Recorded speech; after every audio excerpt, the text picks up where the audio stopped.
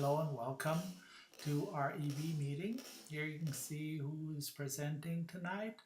It's a fairly long presentation or meeting, so if you don't want to watch the whole thing or listen to it, just pick out what you want to look and listen to.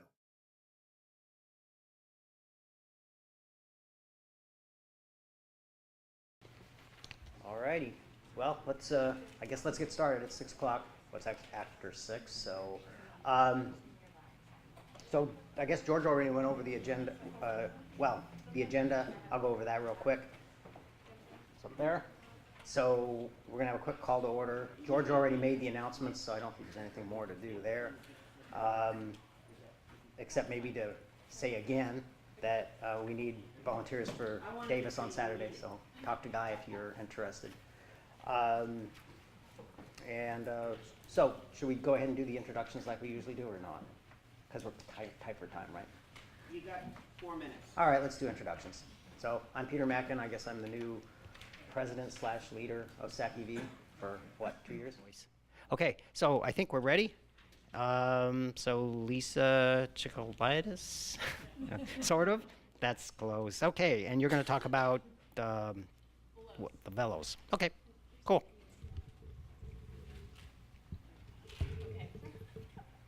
So you don't have to use this one if you Right, don't want. but I have to hold use this that one up. That one, yes. Yeah, we're into their HDMI, so sound should be part of that link. Awesome. Well, hello everyone. So today I'm actually going to talk about Veloz and let you know more about what we're doing. Just to begin, I know some of you saw me in Davis a few months ago now, so this might be a little similar to what you heard, but there is a bigger audience, so I hope this is good information for new people. So just a little background about Veloz. A few years, in 2010, the Plug-in Electric Vehicle Collaborative was formed, and it was a public-private partnership really seeing the need to get California ready for that new phase of electric cars, all the ones you're all driving now. So the automakers, utilities, government all came together in a non-regulatory environment to see what we could do to address the barriers to electric cars and increase sales.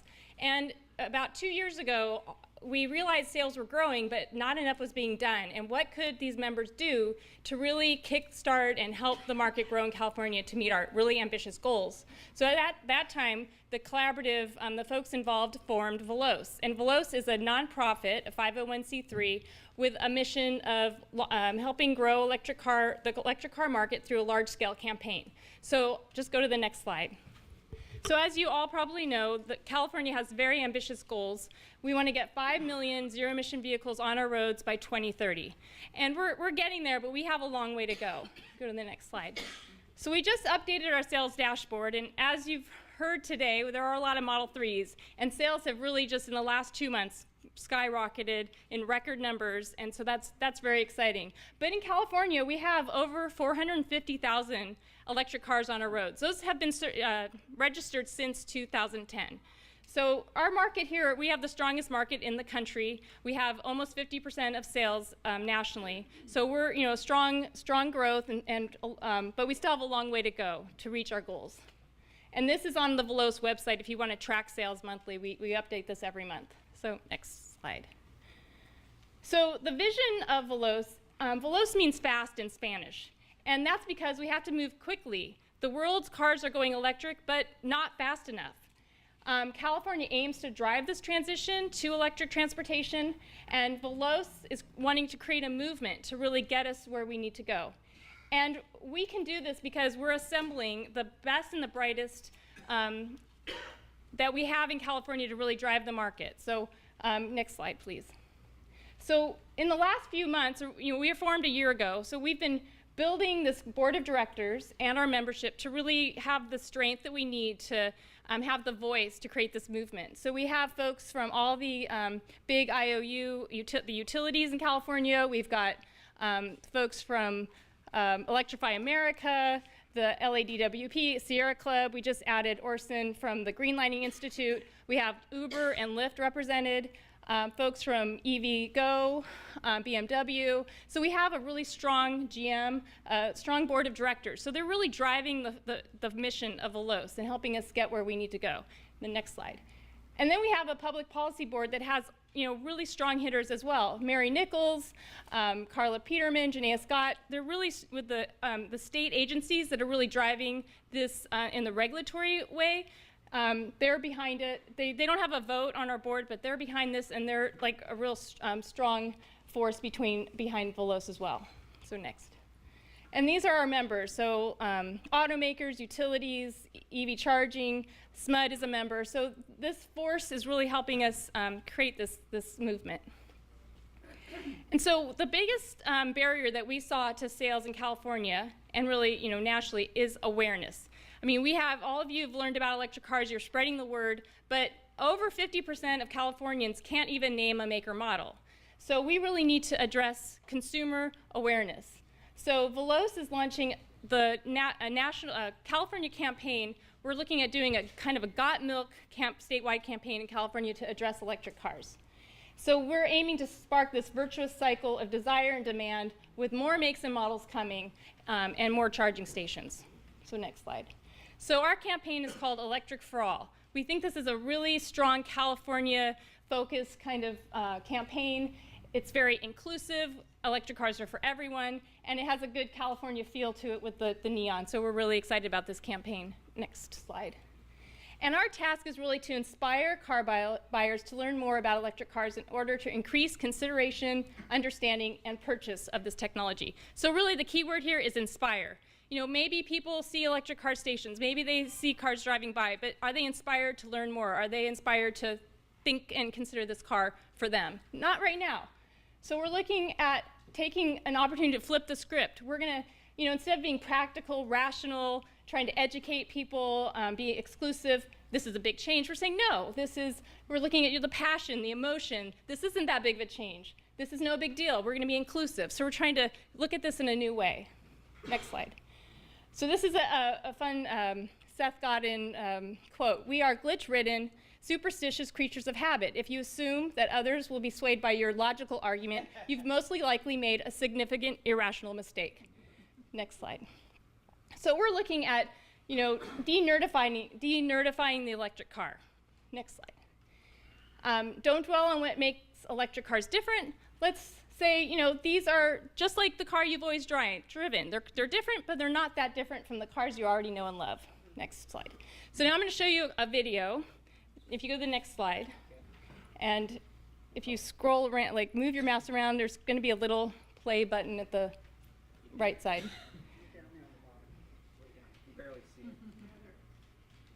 No, yeah. So just, if you click on that orange, I think, just somewhere up above. Okay, I can't see Go it. to the center of the screen. Probably There's nothing there, just click. Just click anyway.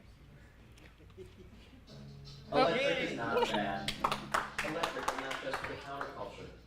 Electric is not just for environmentalists, or idealists, or any other kind of ists. Electric is for regular people, like him, her, they, and them. Great. Short. Yeah, it just leaves you hanging, huh? Now you want more. Electric is not a fad. You get extra Electric is minutes not back, just for the and I'll keep my counterculture. hands off it.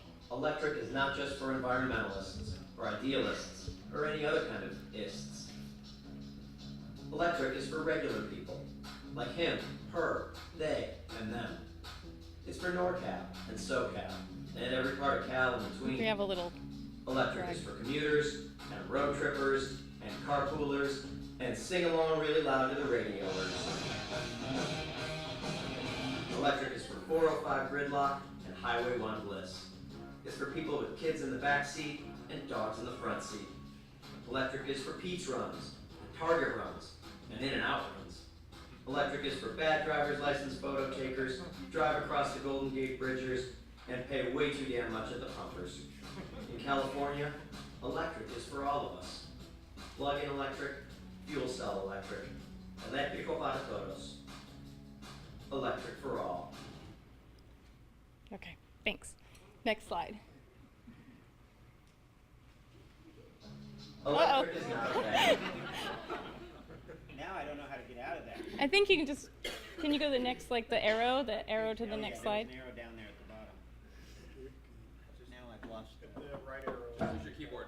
Just page Yeah. arrows on the keyboard. That'll probably do it. No, do it again, do it again, do it again. Just, yeah. There we go. So the idea with this exciting campaign, I hope you like the idea of it, was to launch with a $4 million budget, and we're still fundraising for that amount of money, but we have $1 million, and we're launching something next month, and it's based on this opposites campaign creative. So next slide. So the idea is to take people in different opposite sides of the spectrum and say, you know, electric for all, electrics for cat lovers, electric for dog lovers, electric for vegans, electric for hunters. So we're doing this fun, compelling opposites campaign, and we'll be going digital next month, digital and social media. So we look forward to sharing this all with you when we actually launch, and using drivers to help spread the word about electric for all. Next slide. Some other examples: electric for Dodgers fans and electric for Giants fans. Next slide. Electric for like military vets, electric for veterinarians. Next slide. And then we also are doing these, what we're calling virtual test drives. So, we love test drives, but not everyone can get in an electric car. So we're doing kind of using the opposites. We have electric for rabbis and electric for hipsters, and we've got a rocker and a symphony goer, and we're videotaping them with some fun facts about electric cars as they drive the car, and it has this kind of interesting element to it, but also educates people about electric cars while they're, hopefully drawn into the idea of these opposites driving the cars. Next slide. Quickly, our target audiences, I know I'm probably running out of time. Next slide. Are forward-thinking optimists, statement makers, and short-term strivers. So these are based on how people think, what they value, not just their income and age, because we really want to reach a broad spectrum of Californians, and not just the early adopters, but the mass market. So we're trying to grow our target audience and also wrap in the disadvantaged communities, be exclusive, inclusive, and make sure that everybody knows that electric cars are for them, whether they're new or used. We're going to try to address that. So I think hopefully you'll see us in TV, radio, print, digital, social when we get more money. But so this is kind of the plan. We want to launch in the markets: LA, San Francisco, San Diego, Fresno, Visalia, and Sacramento. So these are the target markets and some of the media strategies. So we're hoping, again, to raise that money and so everyone sees us out there in different formats. And I think that's it. So there's my contact information, and look forward to sharing this when we go live. Thank you.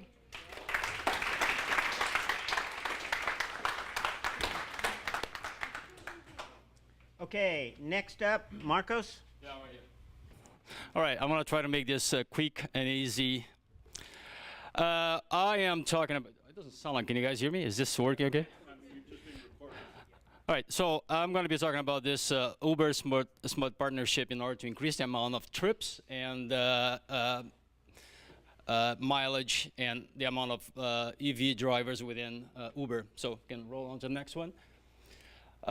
This is pretty much what I'm going to be covering, a short story on who I work for. So it's SMUD, but the Energy and Research and Development Program, background on what's going on, the very topic of this presentation, and then go into details on the goals, incentives, understand under the hood, expected outcomes, what we've found so far, and the future partnerships beyond Uber that we're planning. Next one. I'll let you read this. This is what we cover in our department. So there are 8 programs. We're obviously focusing here on electric transportation. I'm not going to read all that because simply I don't have the time, but you can get the slides and enjoy yourself and read all about it. But this is pretty much what we cover. I used to specialize in some of these areas. Now I'm focusing more on electric transportation. So I'm kind of brand new transplant from some of these areas into this area, hoping to completely focus on this. That's what I've been told, that you're going to be now 100% EV guy. So background. So from what I heard, Uber approached us proposing this idea to have a partnership with SMUD to increase, as I said, the amount of electric vehicle mileage within Uber's fleet and also the amount of drivers. So, and we would provide an incentive. In exchange, Uber would promote the use of electric vehicles, which obviously helps SMUD because it increases our sales, but we're also doing something even beyond that, which is improving our carbon footprint. So the fewer amount of vehicle, internal combustion engine vehicles we have there, better for us because we help clean the air in the region and also reduce our carbon footprint. So my department was tasked, this came all the way from our CEO. Our department was tasked to manage this project and make it happen. And then one day I got to work, it falls on my lap. Hey, you're going to be doing this? I am. Okay, great. Let's do it. So I'm excited to be working on this as I'm gaining experience with electric vehicles and this universe of EVs. So moving on, next one.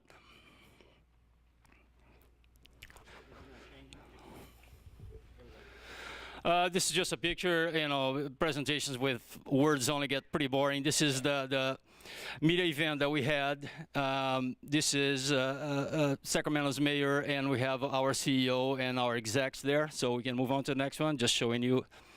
So this is the goal here, as I said before, to not only increase the amount of mileage and BEV drivers within Uber, but also to build the public awareness of electric transportation, educate the Uber drivers that then can educate the riders inside the vehicle. Once they are inside the vehicle, they, you know, apparently they become very interested in what is this thing that I'm riding, and, you know, it has no internal combustion. So that has, I talked to some drivers, and they said that there is a huge impact once they are there and they start talking. You know, some of them are completely surprised. Some of them said that they didn't even know the electric vehicles existed. So anyway, we are still determining what the plan is, how many drivers we want to increase, where we want to arrive, because it's so new that it fell so fast in our laps that we don't know yet. I've been talking to Uber. We need a destination. You know, what is this destination that we want to get to in terms of amount of trips, amount of mileage, amount of riders that we want to increase by the end of the program, which ends December 31st next year. So we're still working on that. Next time, hoping to come back and talk to you again and give you an update on what's going on. So far, we have 36 drivers. But not all of them are enrolled in the program. Actually, I can't give you the number, unfortunately, because it's something that Uber said, hey, keep this under your back pocket there. Don't disclose the information. There's a lot of stuff that I can't talk about because of Uber asked us to just keep it quiet for now.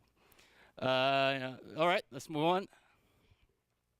So this is the incentive here to, you know, we're paying $2 per ride. The ride has to start and end in the Sacramento County.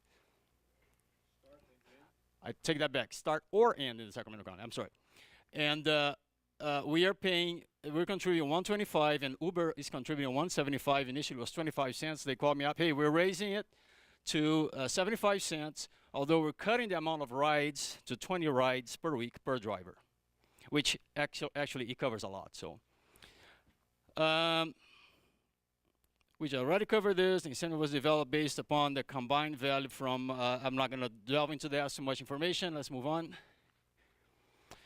This is just some pictures. I don't know if you guys probably have been there to this location here. This is at SMUD. This is our DC fast charging station at SMUD. S Street. There's more pictures of the station. We can move on. How am I doing with time? Somebody's... All right. Okay, well, that's plenty. More, this is, has everybody seen this? That's SMUD? Okay, let's move on. Under the hood, just give you some more details about what's going on with this program. The idea is to capitalize on this low carbon fuel standard credits, because we can definitely, it has a huge value to SMUD. And it's one of the things that we're looking into this program and future programs that to help pay for the program, we recover this through the LCFS, which should be planning to provide initially for this pilot project. But in the future, you know, it's going to be, I think, from my calculations, it's going to be pretty significant once we expand this program and it becomes something instead of just a pilot, it's going to be a commercial program. You know, and again, we're not only working with Uber, we're going to be working with Lyft and hopefully and we're already in talks with other companies there that I unfortunately cannot disclose the name now. So,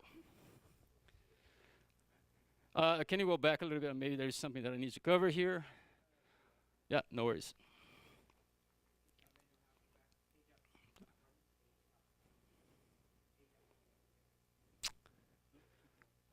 One more. So as I mentioned, in terms of cost, the cost is not too relevant for us right now for this pilot. But we hope to expand this. So, and it's going to get to the point where once the program, the commercial program, has momentum, then we reduce the incentive and let the market, take care of itself. So, we have a quarterly review performance with Uber. So we go back, sit down, and analyze how's this program going. Well, it's not going too well, or it's going very well. Right now I can tell you that we are a little bit disappointed because we didn't have the amount of drivers that we expected. And I'm going to cover this in the next slide, I believe. And we're trying to figure out why. I'm scratching my head. So why? We're offering $2 per trip, free charging, and folks are not taking it. There are 36 drivers right now, and a very small percentage of them actually contacted me to obtain a card. You have a question? No. Okay. I know why you don't drive. Yeah, we can move on. So this is the flyer that Uber has in their cars. So you can, if you take an Uber, an electric, a BEV, and again, we are only doing this. I mean, something very important here that I failed to mention. We're only doing this for BEVs, no plug-in hybrids yet. And the reason is because it's hard to track which miles out there are electric and which ones are coming from gasoline. So for now, but eventually we will expand that. So this is right there at the table. If you're interested, grab one. My card is there as well. We can move on. I'll let you read this. The expected outcomes, if the incentives, if we have demands for more incentives, more drivers, it means that the program has been successful. This is not the case right now, unfortunately. We're just still trying to figure out what's going on, and we can have a conversation at some point later. Unfortunately, I have to leave right after this, but we can have a conversation. You guys can give me input on why you think that drivers, although you're giving them all these incentives, they're driving out there, but they're not, and I know that because I just talked to Uber, but they're not coming to me and say, hey, yeah, I do want a free charging. Something to think about. And obviously, gain experience like we are right now. Is the incentive enough? It's not enough. And what is the issue? Is it because drivers out there don't think it's worthwhile? It's too complicated, or maybe they don't even know about it? That's one thing that Uber and SMUD are trying to figure out. What is the issue? Next one, I guess. I have 2 minutes at this point, I believe. Okay. As I mentioned, number of drivers enrolled in the program is lower than expected. I just listed some of the reasons that I think could be the cause. I don't know if the drivers think, hey, if I go to the Bay Area, I can get way more trips there. Why am I going to hang out in Sacramento? That could be a reason. I don't know. As I mentioned, some drivers did not contact SMUD to obtain their RFID card. Very interesting here that of the drivers that enrolled, most of them are driving boats through Maven Gig,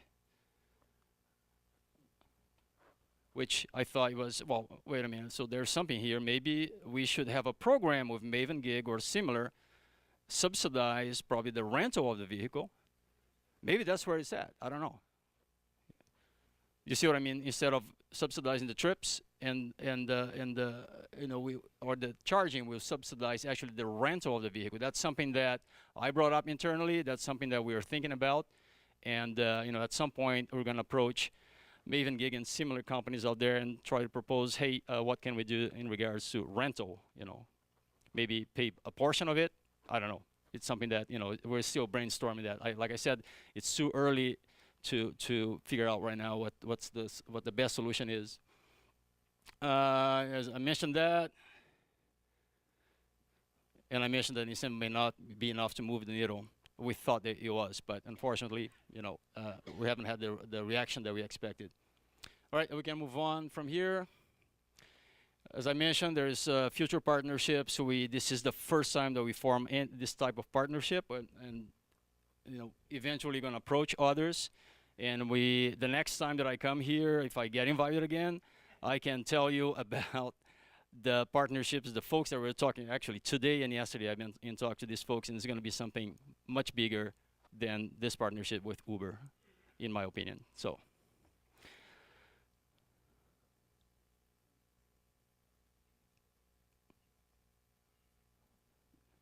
Yeah, transportation network company. I guess that's pretty much what I had to cover. Let me see what else. If you guys have any questions, feel free to ask me. I don't know if I have the time, but.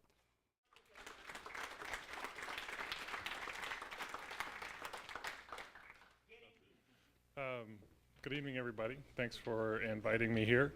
Want to make clear, I'm not the EV guy for the city, but I'm EV tangential. So I want to thank you guys for the pizza. Two of my favorite things, pizza and Twix, both covered. So I appreciate that a whole lot. You guys should have some paperwork from me too, about subtle and about ample. I'll talk about both of those in the presentation. I am the city's first Chief Innovation Officer, and I focus on everything from actual boxing to autonomous cars for the city. So I can explain that way later, but that's the quickest way to explain what I do for the city. Next slide. So today I'm going to cover subtle, Autos, the partnerships and projects that we're working on. Autos as an institute, and then open it up for questions as you guys have them. How many of you guys actually have tried the autopilot on your Teslas? Oh, that's cool. All right, so see, tangential. I'm not, yeah, okay, good. All right, next slide. Next one, sorry. So subtle was something we devised as a framework when I started last May. It stands for Sacramento Urban Technology Lab, and it really is reframing the conversation about innovation in Sacramento so that we actually are forward-looking in what we're trying to do with economic development, as far as how we develop a workforce, what kind of companies we're talking to, how we work with the universities around their curriculum and what they're training for moving forward. We identified 7 distinct verticals. They're all on your sheet, so I won't go through them. But in this particular, and really it's how are all these things interrelated? So how does cybersecurity hit all the different things? How does mobility hit all the different verticals? And that's really the basis of how I'm doing innovation at the city level, is how can government patch in and help? We're the capital of the 5th largest economy in the world, and not much emphasis has ever really been put on that because Sacramento is always just viewed as a government town.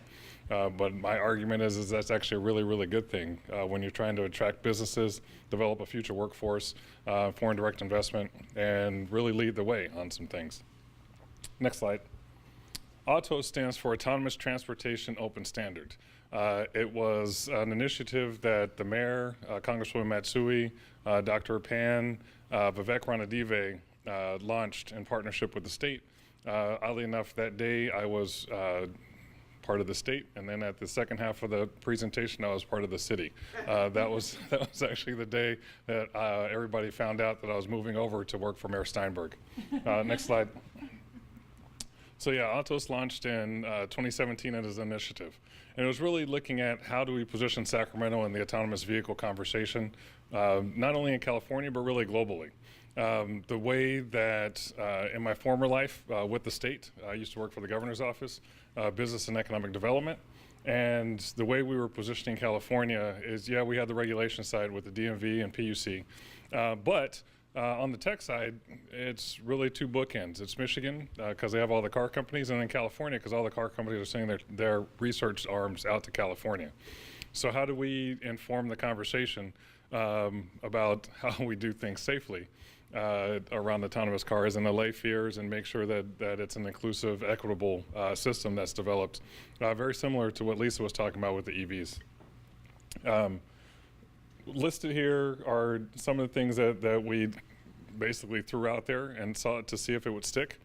So at this launch event at the Golden One, we oddly enough had about 85 companies show up, even though Sacramento had basically nothing except for a slide deck.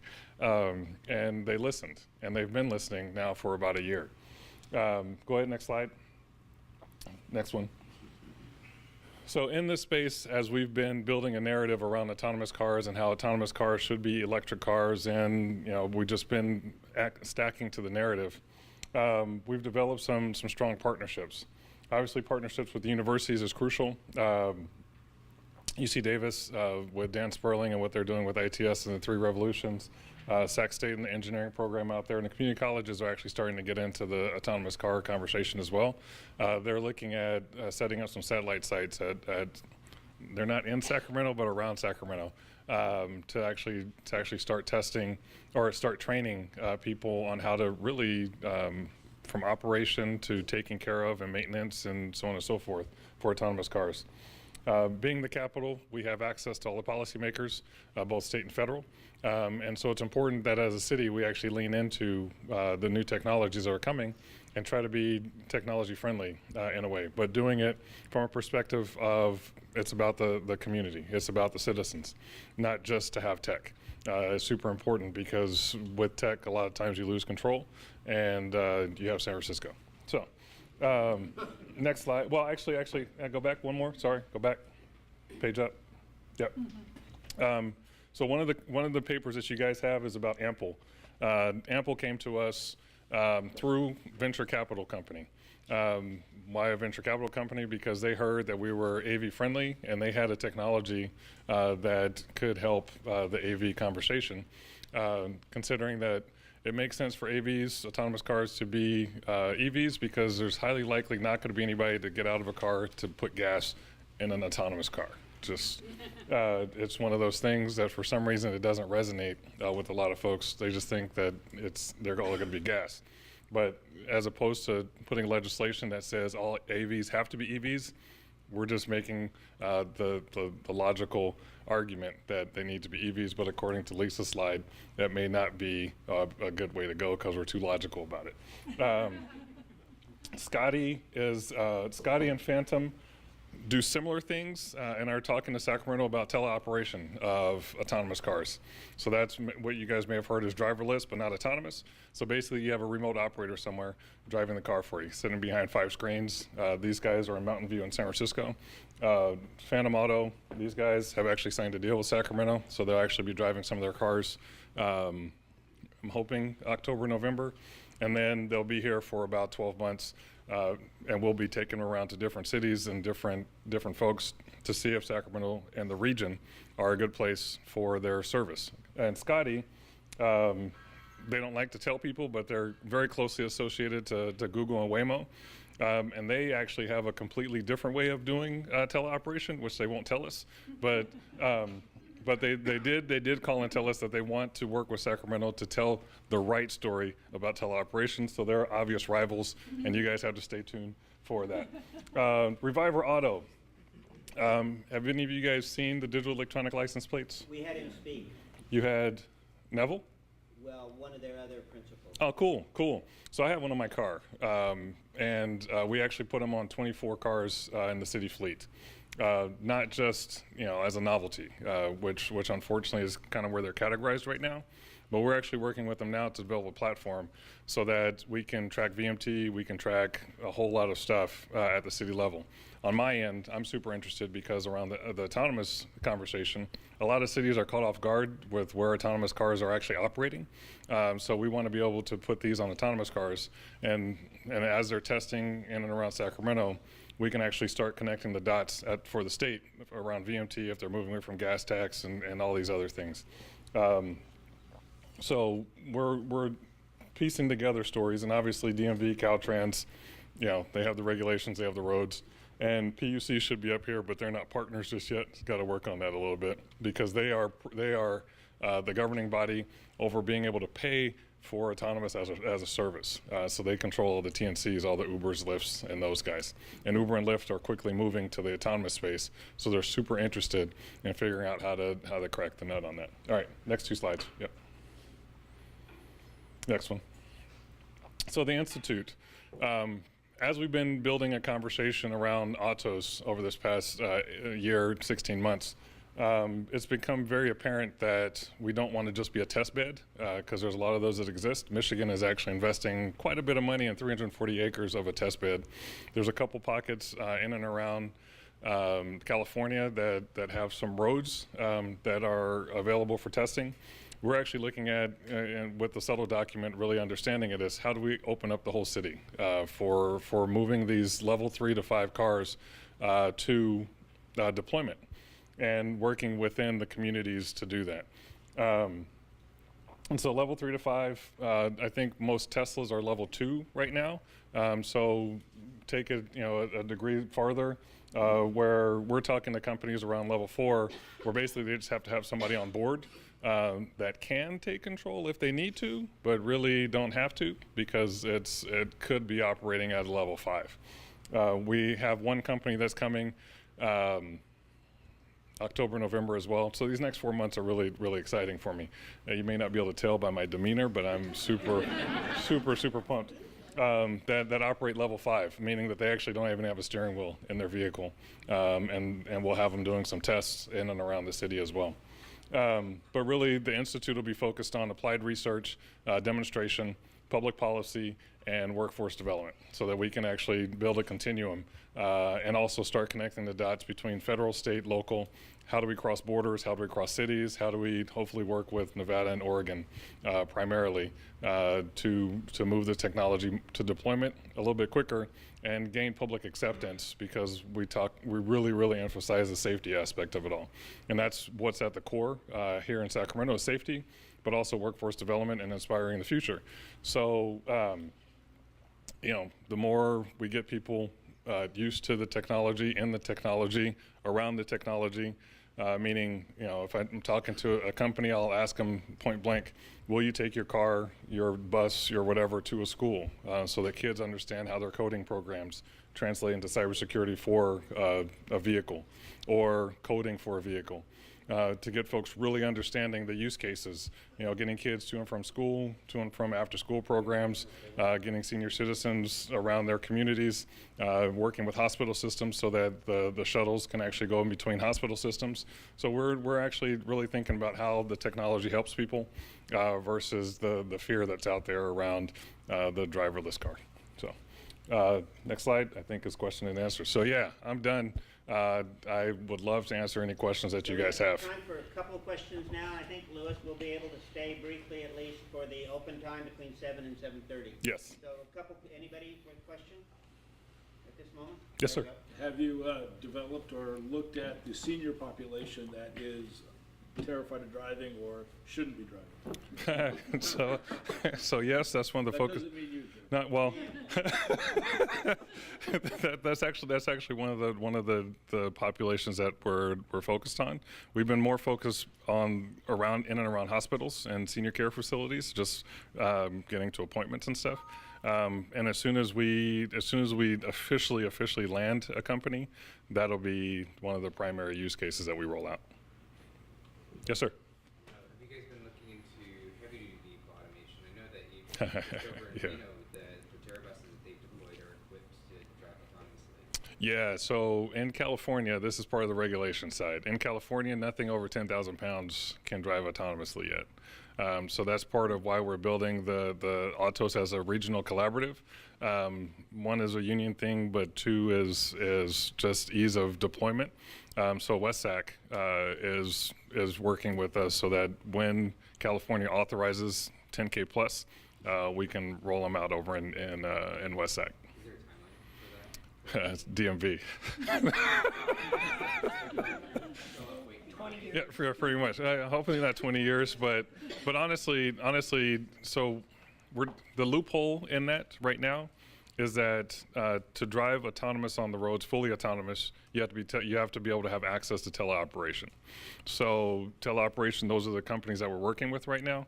So the loophole is if we can demonstrate the buses, but they're being teleoperated, they're not being driven autonomously. So we can actually probably skirt that for a couple years before DMV says, yeah. No. Any more questions? Hopefully Lewis will be here, at least briefly, during our Yeah. open conversation. Absolutely. And again, quick round of applause.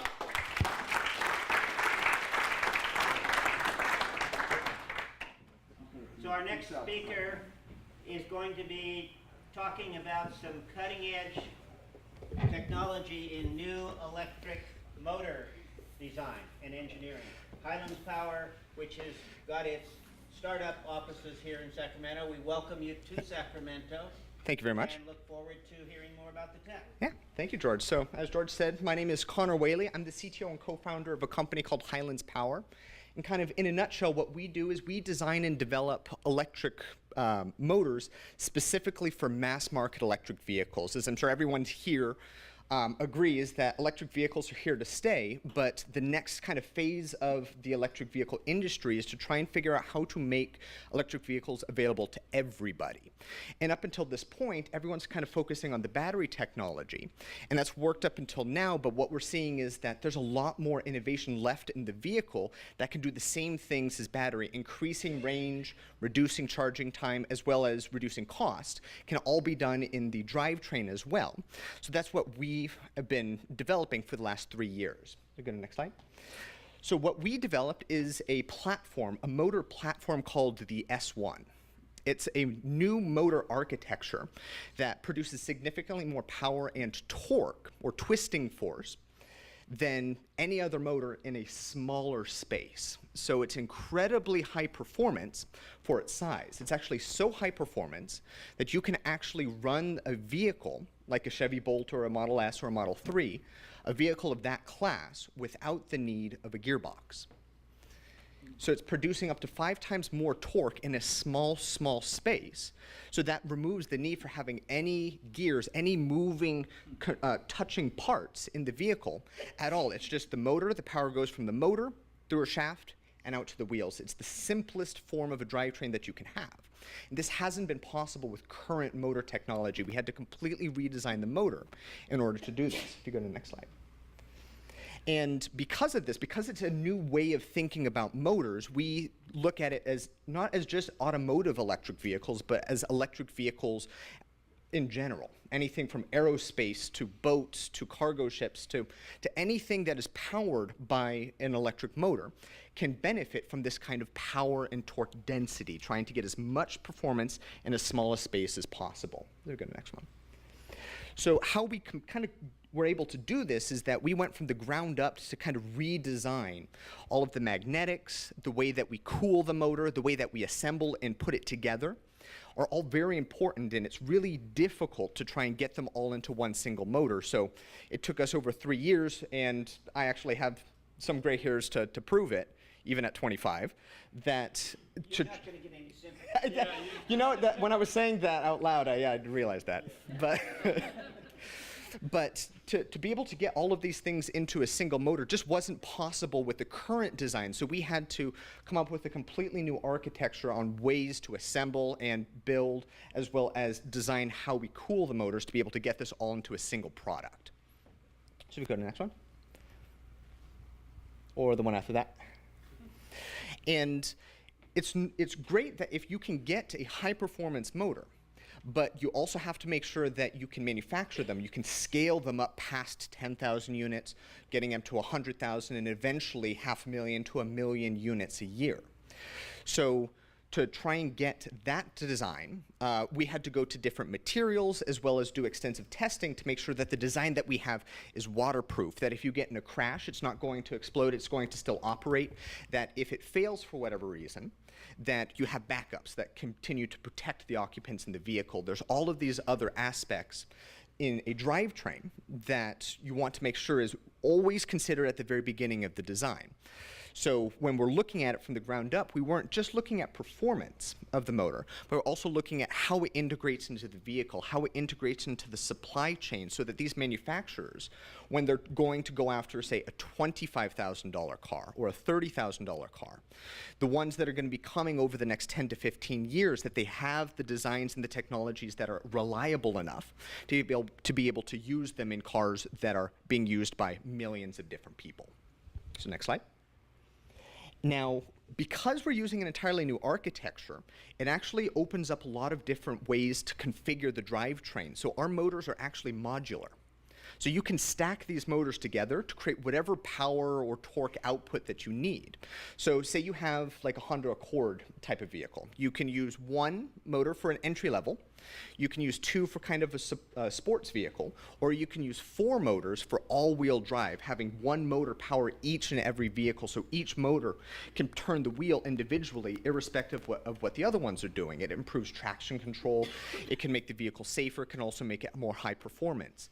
And it's all using the same motor module. These manufacturers don't have to redesign the drivetrain within a single vehicle, but they can also use this module across different types of vehicles. So you can use it from anything from an entry-level vehicle to a pickup truck to a sports car, all using the same module.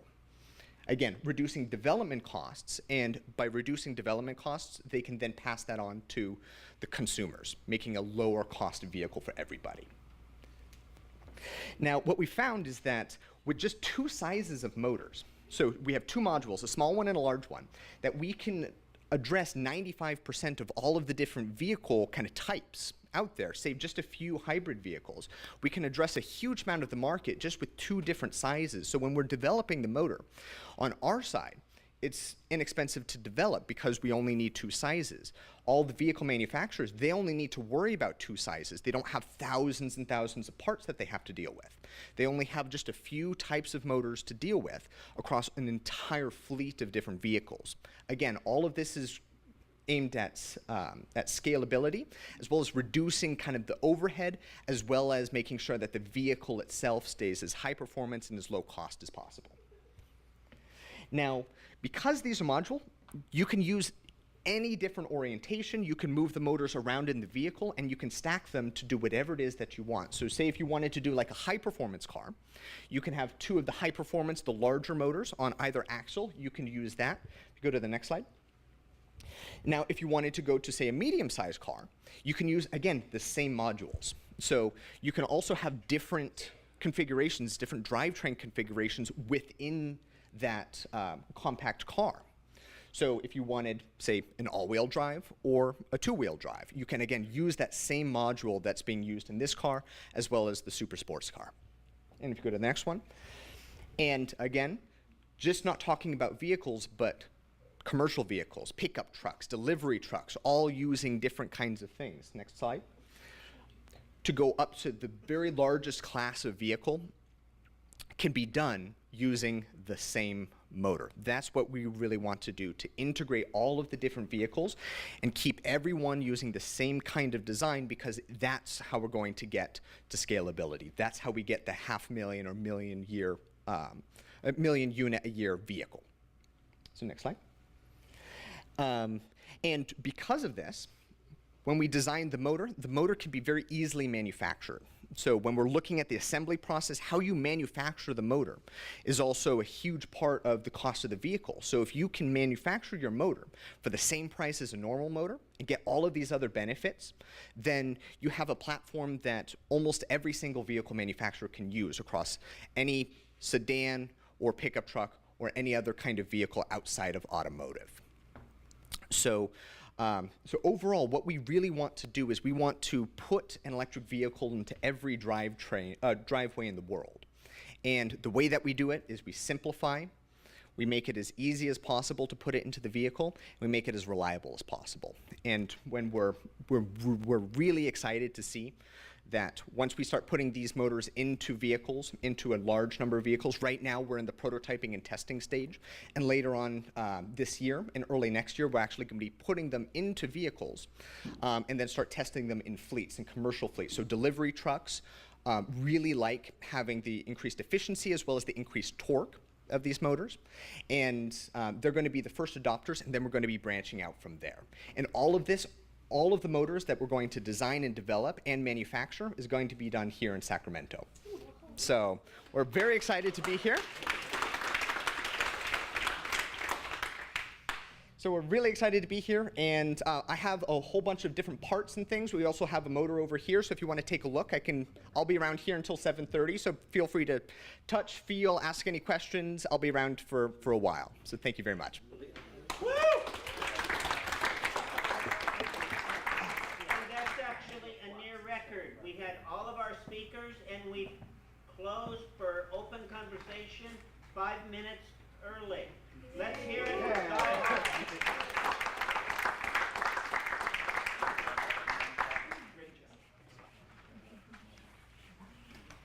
So there's still pizza left, social time, and again, I want to thank everybody for coming. This is unique, probably one time only, but it was a beautiful room. And again, let's, at least for whether they're watching or not, give a round of applause for the Asia Pacific lobby.